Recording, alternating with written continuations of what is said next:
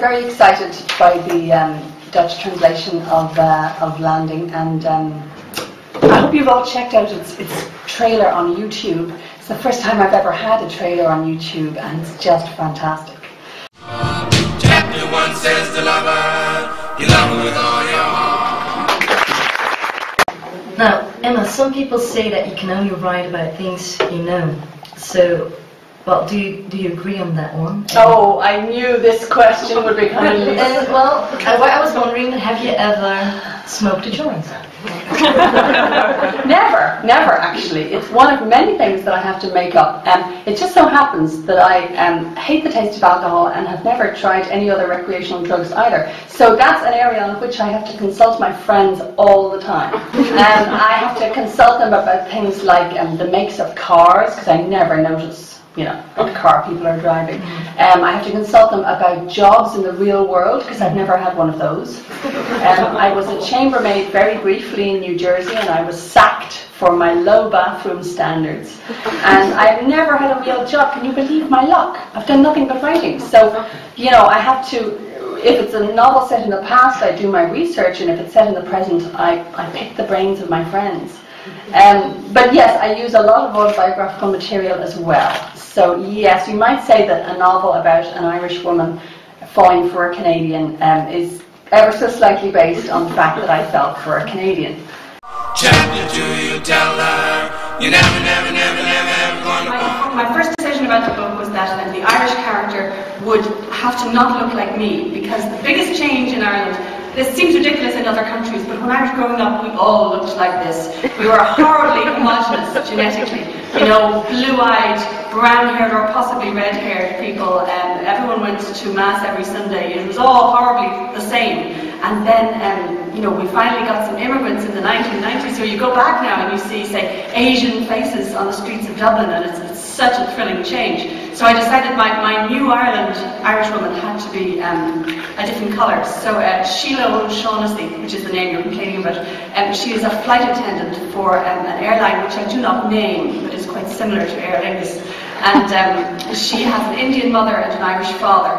And she happens to encounter her polar opposite in the best tradition of romantic comedy, who is a small-town Canadian called Jude Turner. And I thought it would be quite fun. There's a real tradition of stories about, you know, urban, modern North Americans coming to little cute Ireland and encountering leprechauns and castles, and, you know, sweet little Ireland. And I thought it would be quite fun to have Ireland in this book be the modern, brash, expensive place, and for an Irish woman to encounter somebody from small-town, old-fashioned Canada. So to have the new world, as it were, be in fact the rural, quiet, old world kind of place. See this book of love, find out why it's true. Wonder who wrote the book of love? Chapter 1 says the lover, you love her with all your heart. Chapter 2, you tell her, you never gonna part. In chapter 3, remember the meaning of romance. So, yeah, I think no writer writes alone. You're always drawing on the experiences and writings of other people. Do your friends like it? Oh, well, I usually ask permission if I'm taking a big piece of their history like that. Mostly they love it, yeah. And often they imagine they're in my book and they're really not. People are quite vain that way. You know, if you've got one shoe colour the same, they go, that's me! But anyway, this particular one was very, very obviously based on my own experience of commuting to Canada and making the decision to move there. It was great fun to use personal material. It meant that every time I was on an airplane making the same boring flight again, I could observe little details about what was in the in-flight magazine, or what the food was like, or what the flight attendants were doing, and write it down. So it was fun, but it was also actually, considering it's quite a light book, it was very hard work to process and reshape that autobiographical material. So it's not necessarily the easiest way to write a book.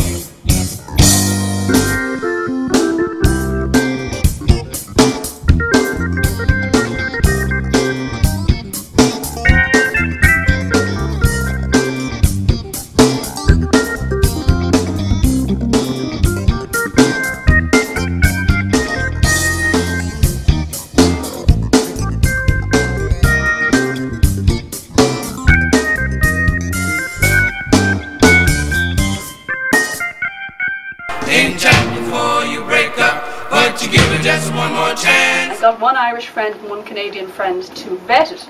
And the Irish friend said that I had the voice just right, but my prices were all out of date. Far more expensive than I could imagine. And she said, take out all figures, just imply enormous expense, you know. Yeah. And the Canadian friend said that in my effort to make the Canadians sound Canadian, I was going way over the top and I was hitting redneck American. So she said, pull it back. It's funny, people often think that your historical novels take a lot of research, but that your contemporary fiction, you can just write out what's in your head.